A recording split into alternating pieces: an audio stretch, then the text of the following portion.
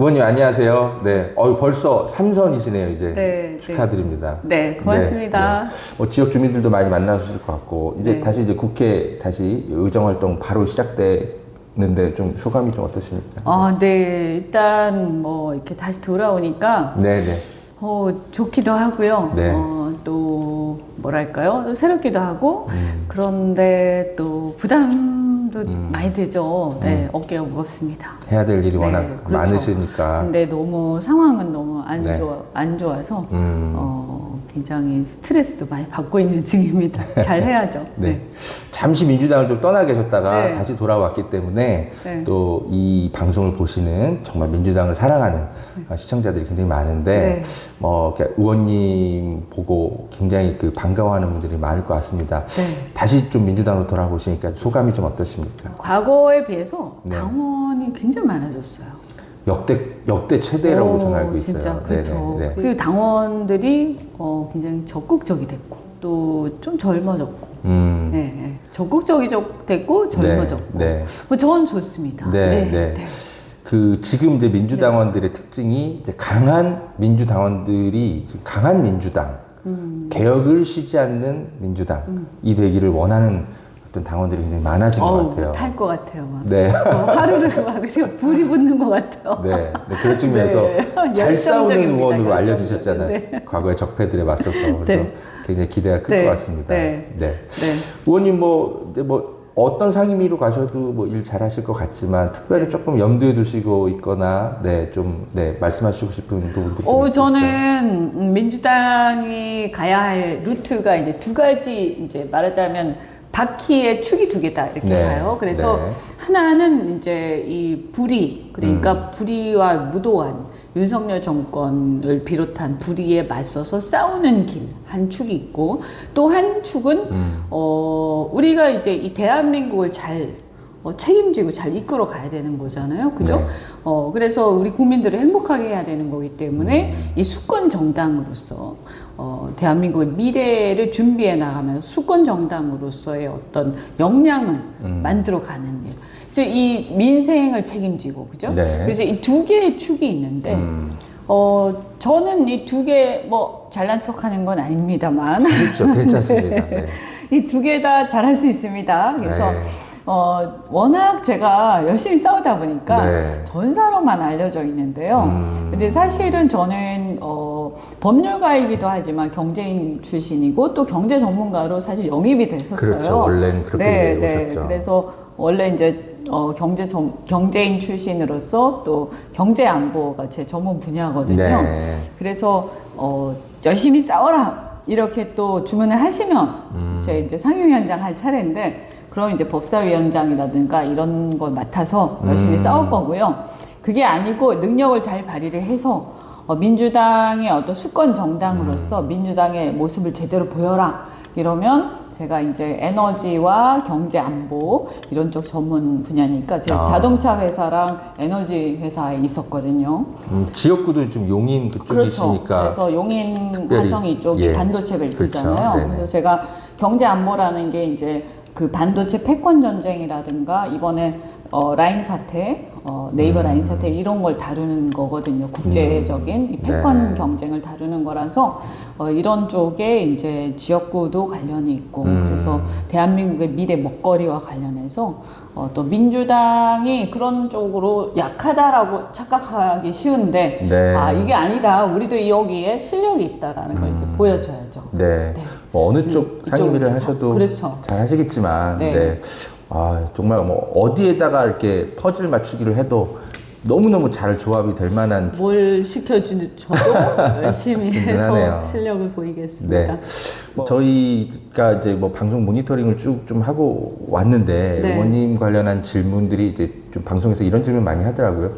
최상병 네. 특검법 관련해서 의원님께도 이런저런 질문을 많이 하던데, 네.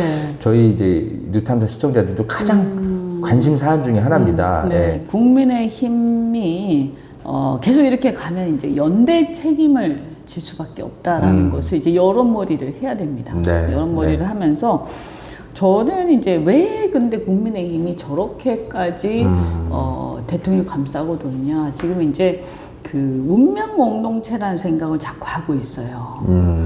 새누리당이 박근혜 대통령을 탄핵을 할 때 당시에 비박계들이 박근혜 대통령이 잘못했으니까 탄핵을 하자. 탄핵을 했는데 탄핵을 하고 나니까 배신자 프레임에 걸려가지고 굉장히 고생을 했단 말이죠. 그래서 여기에서 저는 여러 가지 이제 문제가 파생이 된 거예요. 그러면서 사실은 그 이후에 사실 개혁 국면에서 비박계뿐만 아니라 그 당시 이제 그러니까 바른정당이죠. 예. 바른정당과 그 다음에 국민의당 이런 당들이 탄핵할 때는 연대를 했다가 정권을 창출하는 과정 그러니까 이제 그 뒤에 대선과 이런 과정에서는 사실은 보수와 진보의 싸움으로 바뀌어버리잖아요. 그러면서 어떻게 되냐면 이들이 꽂아놓은 보릿자 내지는 보수 진영으로 가면서 예. 배신자들이 돼버린 거죠. 그래서 조금 안타까웠던 것은 개혁 연대를 하지 못했던 거. 그러면서 이들이 이제 이탈해 버렸거든요. 그러면서 배신자로 몰려버리니까 이 경험 때문에 또다시 그렇게 돼서는 안 된다. 이 경험이 있는 거죠. 네. 그래서 저는 이 부분에서 사실은 이제 이거는 쉬운 일은 아니에요. 그렇지만 민주당이 만약에 탄핵이라든가 혹은 이 과정에서 윤석열하고의 어떤 전선을 걸 때 개혁 진영을 어디까지 선을 그을 것인가 하는 부분에서 조금 분명하게 해야 되는 게 하나가 있고요. 또 하나는 뭐냐 하면 윤석열이라는 존재가 과연 이 보수라는 집단에 있어서 이 사람이 그러면 보수의 그 집단에 한 일원이 맞는가 하는 부분을 또 강조할 필요가 있어요. 그렇죠. 박근혜 대통령은 이제 보수의 상징 같은 그렇죠. 그게 다르단 있지만 말이에요. 윤석열은 그래서 그런 분이 아니죠. 좀 이 다르거든요. 그래서 이 내부가 굉장히 복잡해요. 네. 복잡하기 때문에 저는 이 부분에서 오히려 개혁신당을 비롯한 보수 내부에서 이참에 그냥 보수를 재건하자. 이런 움직임이 나올 필요가 있다.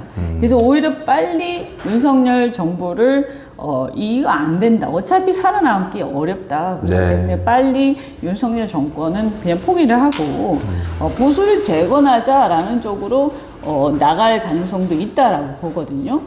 그래서 이 부분에서 윤석열 정권을 박근혜 대통령처럼 그러니까 일종의 그 당시에 이제 보면 박정희의 딸 또는 보수의 정통성을 갖고 있는 세력이라고 보고 그 당시에 보면 오히려 유승민 전 의원이 배신자처럼 몰렸는데 이 경우에 과연 그러면 윤석열 대통령은 보수의 적자인가 이 사람이 그죠? 그 표현이 너무 웃음이 나올 정도로 그죠? 너무 이 사람이 어색하죠. 보수의 적자인가?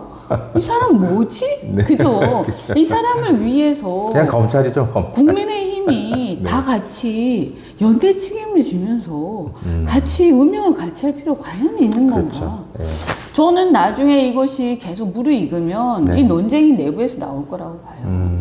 그래서 어떻게 진행될지 모르지만 보수 내부에서 과연 그렇게 계속해서 이를 지킬 것인가 윤석열 정권을 그 점에서 어떤 틈새가 있을 거라고 보고요. 그래서 연대의 가능성들이 조금씩 벌어질 가능성이 있다. 개혁신당은 물론이고 그래서 여러 가지 대화의 여지가 좀 있을 거라고 봅니다. 의원님이 이제 그 틈새를 좀 보이지 않는 곳에서 공략을 하시겠다라는 취지로 저희는 그냥 그렇게 이해를 하겠습니다. 응원 드리겠습니다. 근데 대통령이 어쨌든 또 거부권을 계속 행사하는 것에 대해서도 당에서 그냥 거부권 행사하면 뭐 규탄 대회 열고 뭐 이런 거 당연히 중요한데 어쨌든 이걸 원천적으로 좀 막는 방안이 좀 필요한 거 아니냐. 좀 더 제2 플랜도 계속 있어야 될 텐데 이 거부권 계속 행사하는 거를 어떻게 막을 방법은 없을까요? 의원님? 저는 윤석열 대통령의 이 지금 상습적인 거부권 행사 이거를 우리가 근본적으로 한번 살펴봐야 돼요. 역대 거부권 행사를 쭉 보면요. 민주화 이후에 대통령 중에서 거부권을 가장 많이 행사한 게 노태우 대통령인데 그게 7회입니다. 7회. 임기 중에.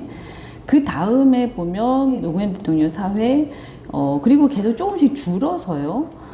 이명박 1회, 박근혜 2회, 거의 2년 정도. 그렇죠. 네. 네. 그리고 김영삼, 김대중, 문재인 대통령만 해도 아예 한 번도 거부권 행사한 적이 없어요. 네. 그 무슨 얘기냐? 민주화 이후에는 거부권을 행사하는 것 자체를 거의 안 하셨어요. 네. 그 다음에 그 전에 그러면 독재 정권 때는 그러면 많이 했느냐? 가장 많이 한 게 이승만 대통령인데요. 너무 옛날로 가네요. 12년 동안 45회를 해서 네. 평균 1년에 3.7회를 했어요. 근데 윤석열 대통령이 2년 동안 14회를 했으니까 벌써 2배를 했어요. 이승만 대통령이 2배를 하시는 거예요. 그렇게 수치로 계산하니까 엄청 많이 했죠. 이승만의 느낌이 2배를 오네요. 벌써 했어요. 네. 제가 볼 때는 앞으로 더 많이 할 것 같아요. 이승만의 끝이 하야였기 때문에 아니 근데 그 끝도, 자, 이거 네. 많이 한 것도 많이 한 거지만 그럼 뭐냐 네. 하면 네. 이게 뭐지? 왜 이렇게 많이 했고 왜 민주화 이후에 거의 안 했을까? 이걸 생각을 해보면 이 국회의 의사결정의 원리는 과반, 다수결이잖아요. 예. 그리고 국민이 이번에 총선을 하면서 과반 이상을 훌쩍 넘게 192석을 범야권을 뽑아줬잖아요. 예, 예. 그래서 심판했다고 우리가 얘기를 하잖아요. 그래서 과반 이상의 야권이 입법권을 행사를 하는 거예요. 예. 그런데 그때마다 대통령이 거부권을 행사해서 사실상 국회 입법권의 의결 정족수가 200석이 돼버리는 거죠. 예. 그러면 이게 뭡니까? 대통령이 개헌하는 상황이 오는 거죠. 대통령이 실질적으로 개헌을 해버리는 거예요. 그러네요. 이게 뭐죠? 헌법 위반. 비정상이죠. 예. 헌법 위반인 거예요. 네. 그러니까 대통령이 자기 멋대로 국민이 정권 심판한 거를 자기 멋대로 뒤집는 거죠. 대통령이 헌법을 위반하고 있다라는 그럼요. 주장을 해야 될. 그러면 보세요. 200석을 의결 정족수로 하는 경우는 언제죠? 200석을 개헌할 때. 네. 그 다음에 탄핵할 때. 네. 이럴 때잖아요. 그 정도죠. 네. 뭐 무슨 비상할 때잖아요. 네, 그죠? 네, 네. 그러면 대통령의 거부권 행사는 비상대권이에요. 그러니까 예를 들면 국가적으로 어떤 비상 상황이 벌어졌는데 국회가 말을 안 듣고 대통령이 뭘 해달라고 하는데 잘 안 해준다든지 대통령이 국회가 입법을 하는데 도저히 이것은 무슨 이러다가 나라가 큰일 날 것 같으니까 거부권 네. 행사 이런 경우밖에 없는 거예요.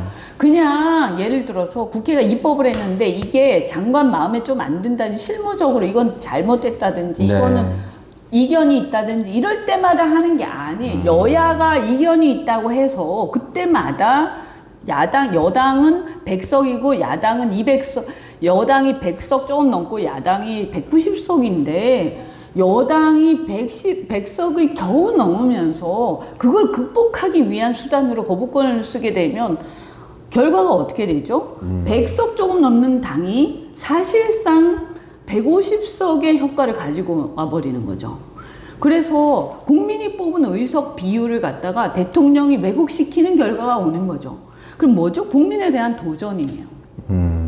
그래서 이거는요, 비상대권으로 헌법이 마련한 의결 200석이라는 것을 네. 대통령이 일상적 정족수로 이 왜곡시켜버리는, 그래서 실질적으로 개헌을 해버리는, 그래서 헌법을 개정하는 결과를 갖고 오는 거죠. 네. 그래서 이거는요, 헌법 위반입니다. 네. 굉장히 심각한 헌법 위반이고, 이걸 일상적으로 대통령이 거부권을 행사하는 것은요, 이번에 같은 경우에는 만약 22대에서 계속 이렇게 하잖아요. 예. 그러면 국민이 192석을 준 국민의 민의를 갖다가 완전히 뒤집는 국민에 대한 도전이에요.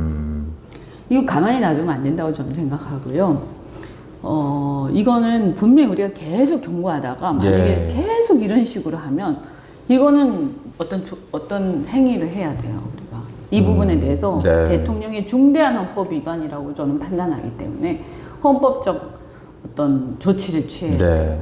국회의장이 뭐 가서 당연히 항의해야 되는 건 너무 기본인 그건 거고. 당연하지만 저는 이것은 거기에다- 예. 대통령의 중대한 헌법 위반이라고 네. 보는 거죠. 네. 이게 예를 들어서 어떤 우리가 최상병, 뭐 최상병 뭐 어떤 그런 뭐 사건이라든지 이런 거는 우리가 헌법 위반의 소지가 있지만 특검을 해서 네. 거기서 헌법 위반의 행위를 구체적으로 증거를 찾아야 이게 중대한 헌법 위반이다라고 네. 하는 거잖아요. 근데 이 대통령이 국민이 선출한 국회 입법권을 일상적으로 왜곡시키고 계속 150석이 아니라 200석이 있어야 국회가 뭔가를 할 수 있는 상황을 일상적으로 만들어버리면 네. 이거는 헌법을 파기하는 행위거든요. 그러니까 이런 경우에는 이거야말로 중대한 헌법 위반이죠. 그러게요.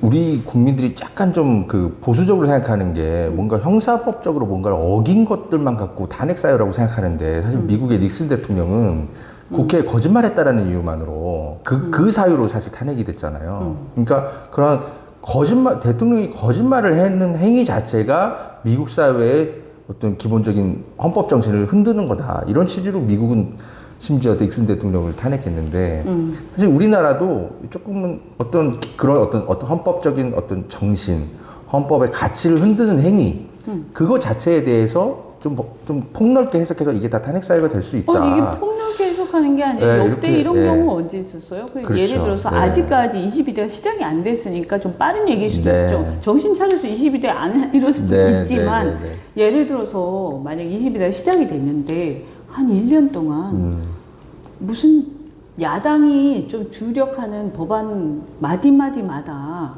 할 때마다 대통령이 네. 모든 대부분의 법안을 다 거부해서 네.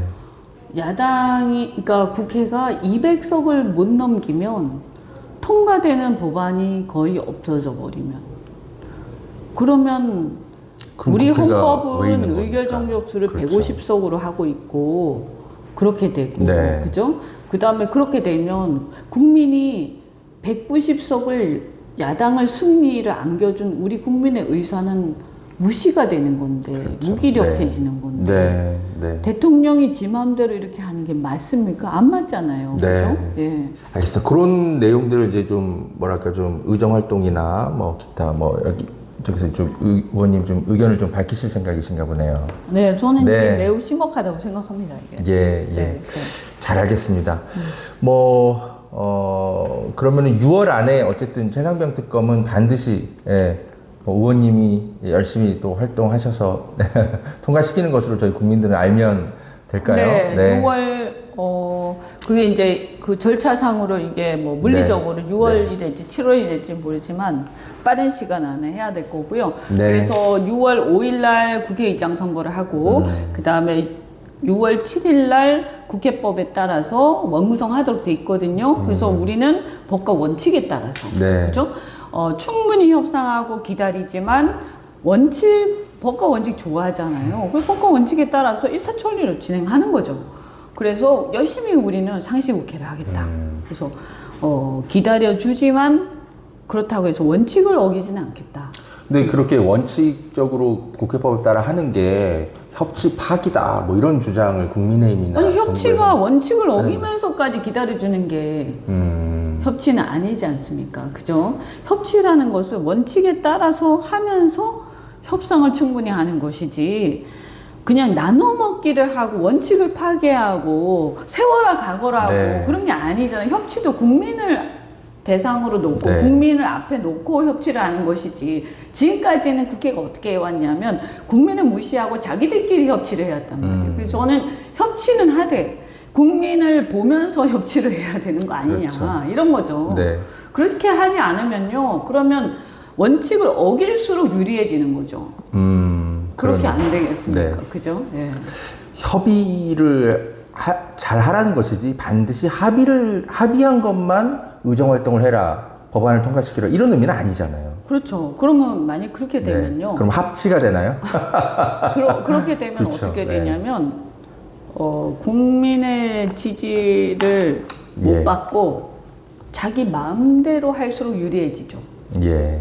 그죠? 그러면 국민의 지지를 받을 필요가 없어요. 자기 마음대로 그냥 하면 돼요. 그리고 또 선거를 지는 거예요. 자기 마음대로 하고 여론의 지지를 못 받아서 선거를 져버리는 거예요. 네. 그 선거를 져서 소수당이 돼요. 그래도 합의해야 되니까 그 당의 지지 끌려다녀요. 그래도 어차피 상관없어. 아쉬울 게 없어. 어차피 지지 못 받아도 내가 합의 안 해주면 안 되니까. 내가 발목 잡으면 되니까 내 마음대로 하는 거야. 그렇게 되는데 세상에 네. 그렇게 불공정한 일이 어디 있어요? 정의롭지 않은 일이. 알겠습니다. 의원님 시간 관계상 다음 질문으로 네. 넘어갈게요. 그 민주당 강하게 잘 싸우는 민주당을 원하는 어떤 시대 정신 당원들이 네. 요구하고 있습니다. 거기에다 플러스 이제 당원들의 목소리가 의정에 잘 반영되는 내부 개혁이 좀 필요하다. 네. 이게 또 당원들의 최근의 목소리입니다. 아마 이제 그런 것 때문에 이제 당원 당규도 이제 개정 작업에 일부 좀 들어가고 있는데요. 뭐 한편에서는 너무 또 강성 당원들의 목소리에 휘둘리는 당 아니냐 이런 우려를 한편이라보단 그냥 네. 늘 조중동이 네, 그냥 늘 네, 네, 네. 트집인데 네. 의원님은 개인적으로 이제 민주당 이제 들어와 보시니까 뭐 네. 당원들이 참 활발히 활동하는 것들을 좀 긍정적으로 보시고 계신 것 같긴 합니다. 네, 네. 네. 관심 없는 것보다 훨씬 낫죠. 네. 어떻게 당내 개혁에 네. 대해서 뭐 의원님 좀 어떤 소식을 좀 갖고 있습니까? 당원들이 적극적으로 의견 개진하고 활발하게 이렇게 토론하고 하는 거는 저는 매우 고무적이라고 생각하고요. 이렇게 그동안에 보면 이렇게 대의원 내지는 이제 그 일부의 어떤 기득권을 가진 권력자들 위주로 이렇게 네. 일종의 봉건적 질서라고 하나요? 네. 그런 총재 것을? 시절의 관습이 남아 일종의 있었죠. 전근대적 질서죠. 그런 봉건적 질서가 유지가 돼 왔었잖아요. 그래서 그것이 좀 더 이렇게 권력이 밑으로 내려가면서 당원들한테 분산이 되고 네. 그 당원들의 집단 지성에 의해서 이제 가는 이렇게 네. 이끌어져 가는 바텀업이라고 해야 되나? 예. 네, 바텀업의 어떤 질서가 형성되어 가고 네. 있는데 저는 그 과정에 있는 것 같아요. 그래서 예. 이것은 바람직한 현상이다. 다만 이제 이것이 처음부터 완벽할 수는 없는 거죠. 이 과정이 이 시행착오는 항상 있는 거고요. 그 과정에서 이런 어떤 집단지성을 어떻게 우리가 바람직하게 네. 만들어가는 거냐 하는 것은 시간이 좀 필요하지 않을까요? 그래서 이렇게 하다가 또 시행착오도 좀 필요하겠죠. 뭐 네. 그것은 우리가 이제 이런 것들이 이제 정착돼가는 과정이기 네. 때문에 네. 하면서 이렇게 좀 시행착오 있는 부분들은 조금 인내심을 가지고 지켜봐야 되지 않을까. 네.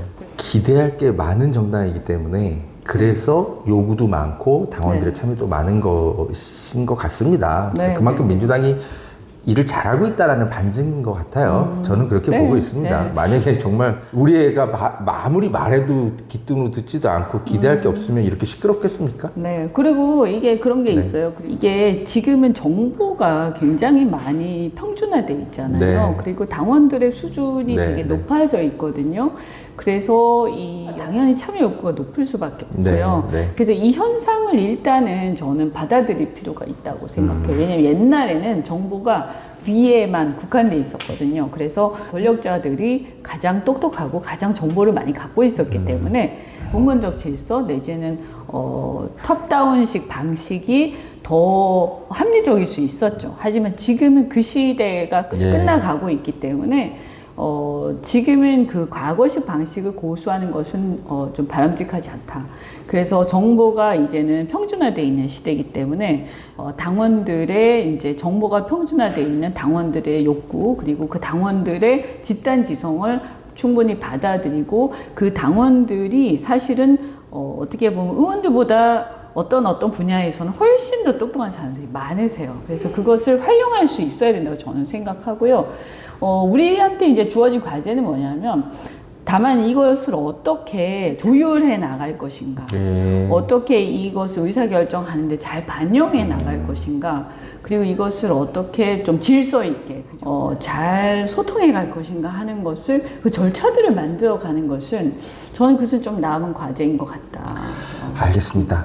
그렇게 생각합니다. 마무리하겠습니다. 네. 저희 시청자들이 민주당을 응원하기도 하지만 네. 또 열심히 또 당의 여러 의사결정 과정에 참여하는 시청자들이 굉장히 많습니다. 네, 마지막으로 저희 뉴탐사 시청자들께 뭐 강조하고 싶은 말씀 하시거나 뭐 인사해 주셔도 되고요. 그 네. 말씀 마지막으로 해주시죠. 네. 민주당에 관심 가지고 또 이렇게 또 애정도 가지고 응원도 하시고 참여해 주셔서 너무 감사드리고요. 특히 또 이번에 또 저도 응원해 주시고 네. 네, 또 복당하는데도 이렇게 관심 가져주셔서 정말 감사드립니다. 앞으로도 여러분과 함께 또 네. 민주당 같이 키우고 또 민주당이 집권해서 더 나은 대한민국 만드는데 함께 했으면 좋겠습니다. 응원 많이 해주세요. 네. 고맙습니다. 감사합니다. 네.